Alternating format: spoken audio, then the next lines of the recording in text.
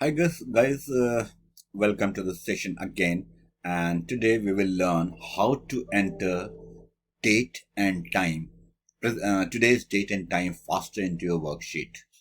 Uh, okay, I will select one of the cells. Says here we have to set up our date. So what I'll do is I'll press Control and semicolon, and the date is there.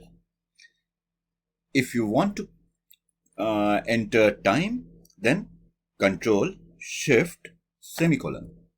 Time is there. And if you want to enter right now's time and today's date, it is fine. But if you want to change it, you can have the full date like this. Then you can go here and change the way you want to change it. Now, earlier I had told you about a function known as today. Now I'll just tell you what is the difference between today and this way of entering date and time. In today, if you remember, we had done equal to today.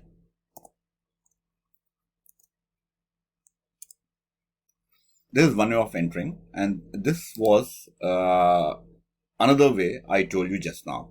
Now, the difference between the two is that tomorrow, if we open our workbook again, this date and this time will stay where it is, like 18/5/2020.